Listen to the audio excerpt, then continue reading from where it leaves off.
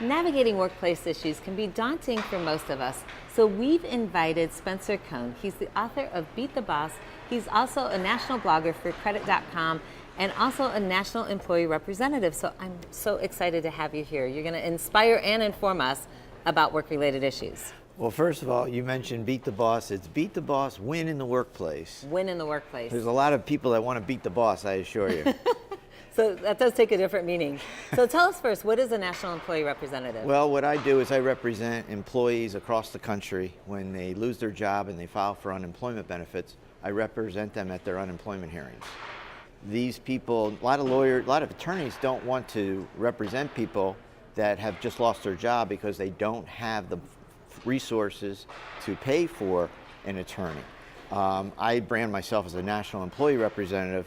It's a little bit gentler and easier for somebody who's just lost their job to understand exactly what I do. Right, and I think that's really, critical. I mean, people don't really have a lot of information when it comes to unemployment.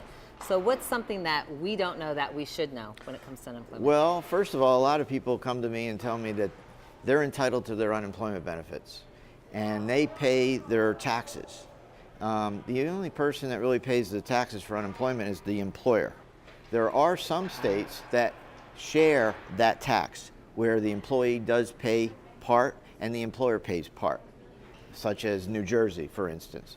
But generally, most states, it's the employer who's paying into a slush fund, and if they lose an employee, that employer will try to defend themselves from having to pay the unemployment tax and let that tax increase if that claimant is successful with their claim.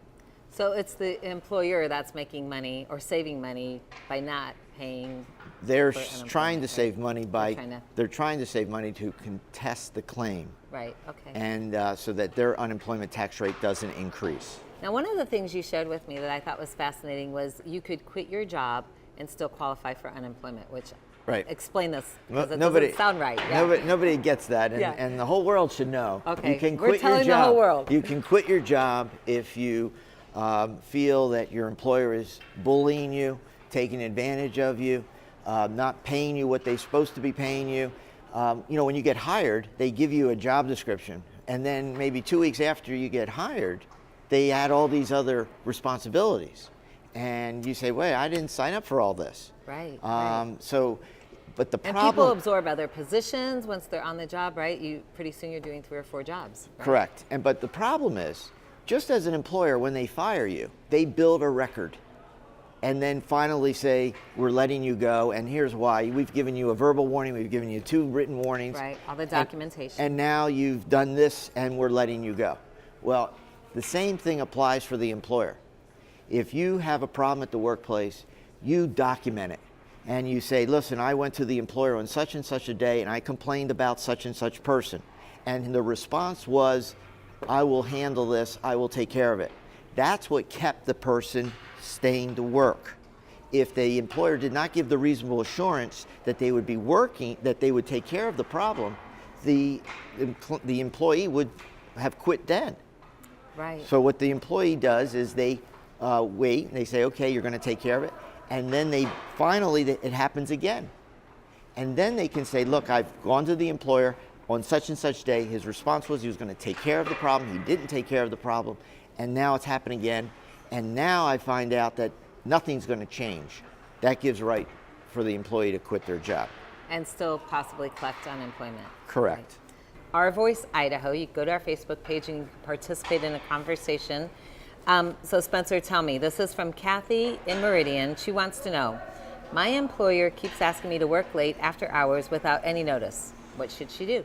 Happens all the time. This happens all the time. And what happens is the employer makes you feel bad. That That's if you're not a loyal employee.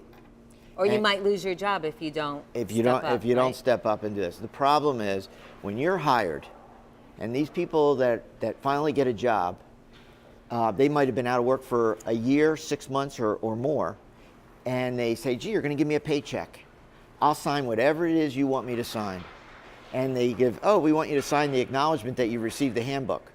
Well, Right. I've never read the handbook, the employee says, but I'll sign it because I'm getting a paycheck. And in that handbook, it might say you're to work anytime the employer comes to you and tells you you need to work, well, instead you should be writing, wait a minute, I don't understand this.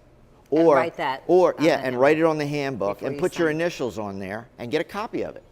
And put in there, look, I'll work 2 or 3 times, a reasonable amount of time, but I need 3 days notice if you're going to spring that on me. So for Kathy and Meridian, we don't know if she's already obligated herself to be at the beck and call of her We don't employer. know that. Okay, so if people want to get a hold of you, how can they get a hold of you for more information? Well, they can, number of ways, 866-805-9492.